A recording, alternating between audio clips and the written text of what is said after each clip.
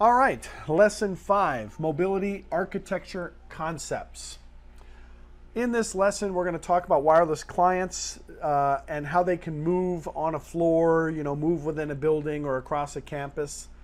Mobility and the whole concept of mobility allows wireless clients to maintain their association as they move from one access point to another, and they do that securely, right? They maintain their policy enforcement.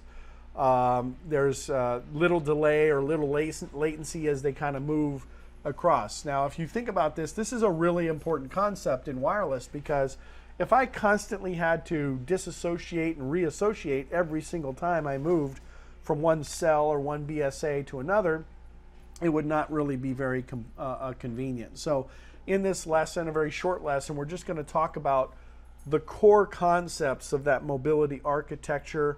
We'll talk about the different types of wireless LAN architectures that allow the splitting of the 802.11 functionality, and which is called the split MAC functionality, moves, adds, and changes. And we'll talk about how that's facilitated in this architecture. All right.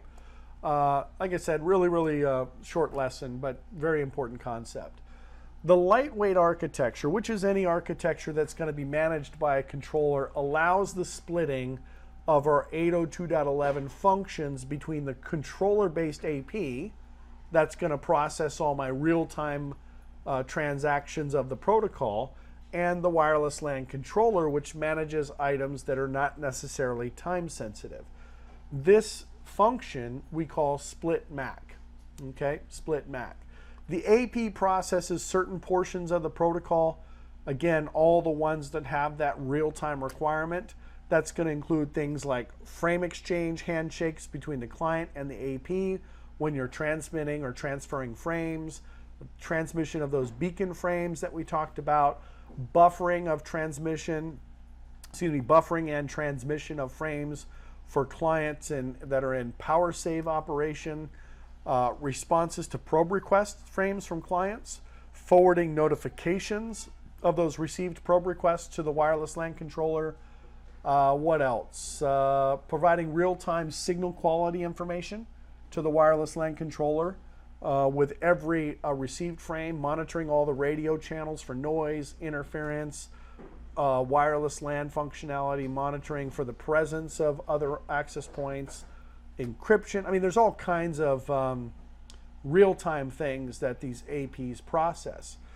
All the remaining functions are managed by the wireless LAN controller, where time sensitivity is not really a concern, and the wireless LAN controller can handle that. Things like 802.11 authentication, 802.11 association and reassociation.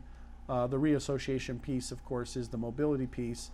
And then also frame translation and frame bridging, when we're sending the data back to the infrastructure. So that is the split MAC functionality that we talk about with this mobility function. CAPLAP, right? CAPLAP is a protocol, the control and provisioning of wireless access points, that's what CAPLAP stands for, is an open standard protocol that allows a wireless LAN controller to manage all of the wireless access points. There are CAPLAP control messages that get exchanged between the controller and the AP. That gets sent over an encrypted tunnel. The protocol includes the wireless LAN controller discovery and join process, any kind of AP configuration, if I'm pushing out firmware from the wireless LAN controller, statistics gathering, wireless security information, and so on. There are distinctions between the data plane and the control plane within CAPLAP. When we talk about any type of networking device, we always talk about 3 planes of existence, right? The data plane, the management plane, and the control plane. CAPLAP distinguishes the difference between the control plane function and the data plane function. So for example, the access point and the wireless LAN controller are going to have different types of protocols and different types of communication. The information that gets exchanged is actually exchanged using DTLS. a dynamic transport layer security tunnel. That's part of the control plane function. The wireless LAN controller control messages are also used to do things like station access, authentication, mobility events, mobility transactions. But all the client data gets encapsulated within a CAPLAP header. That CAPLAP header is going to have all of the information about the client's RSSI, the client's signal to noise ratio. That's going to be sent to the controller as well. And then the controller, of course, will then go on and forward data as necessary. We're collecting this information so we can maintain resource information about the infrastructure itself.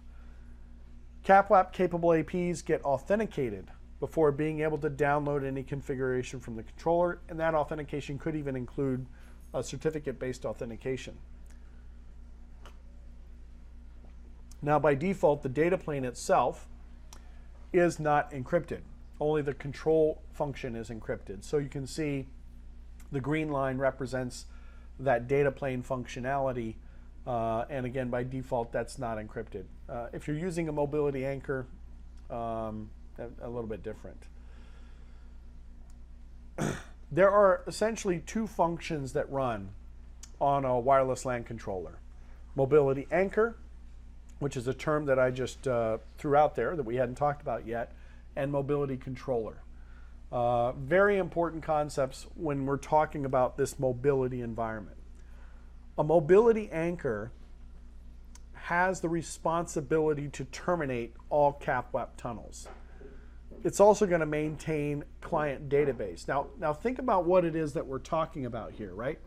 We're talking about the ability for a client to connect to or associate to an individual AP and then move from one AP to another AP, to another AP, to another AP that might be managed even by different controllers. All right?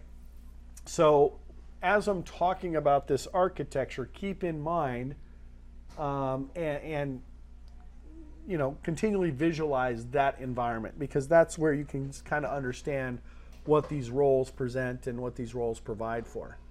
Okay?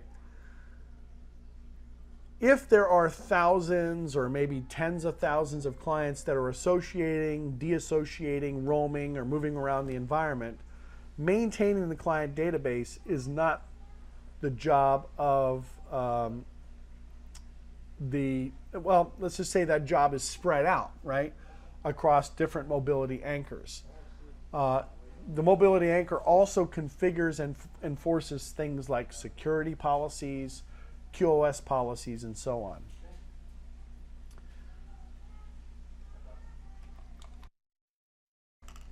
A mobility controller, on the other hand, provides mobility management tasks, including radio resource management, wireless intrusion prevention, guest access, roaming, and so on. So definitely distinctly different functions. In the box on the right, you can see those definitions there. These are basically functions that make sense on a system-wide basis. So more, you know, something that's going to be applied to the whole system. The mobility agent reports local clients connected to it, roaming client states.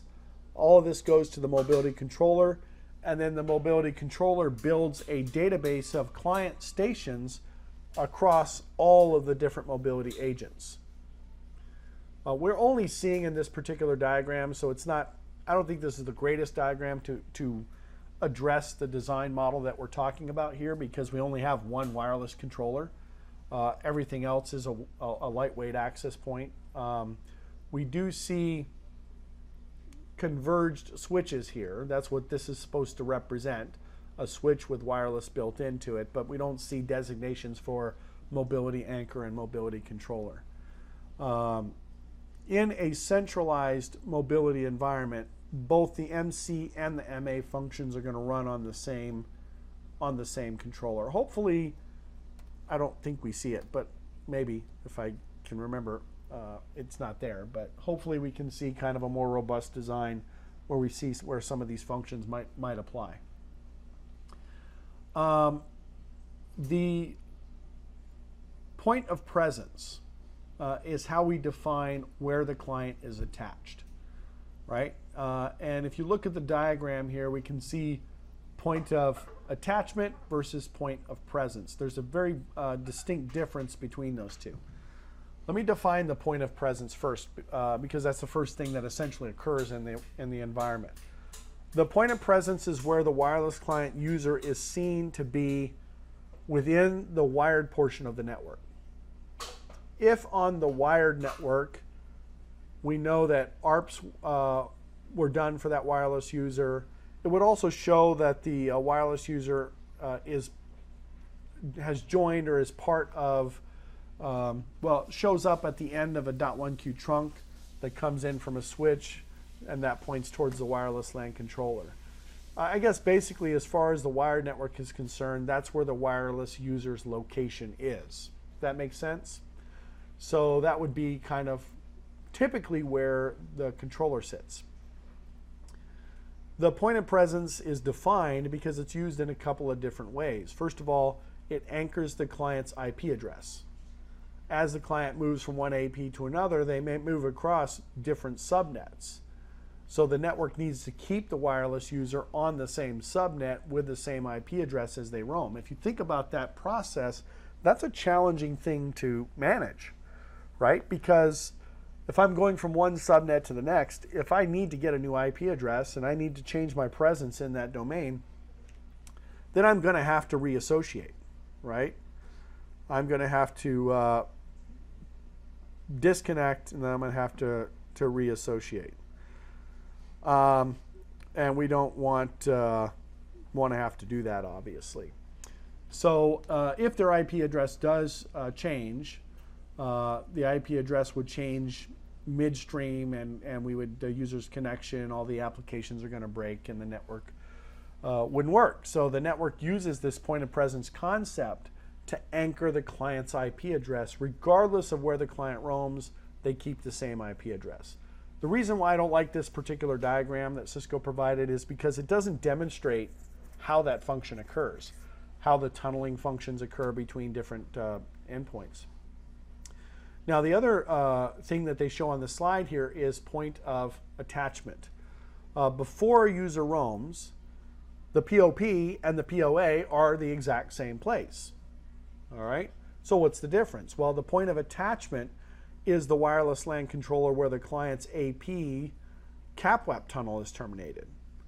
So if a wireless network, if a wireless user roams through the network, the point of attachment may actually move from one wireless controller to a different wireless controller, where the point of presence stays fixed. We'll hopefully, and again, I can't remember if this is the case or not in this chapter, hopefully see an example of how that happens. It's not in this chapter. Maybe we see it in another lesson a little bit later on. I believe there's a whole roaming lesson, a whole mobility lesson where we see the specifics. So a very short lesson here. Split MAC allows for real-time events to be processed by the AP and some MAC layer functions to be processed by the controller, usually the slower functions, the functions that are not time sensitive.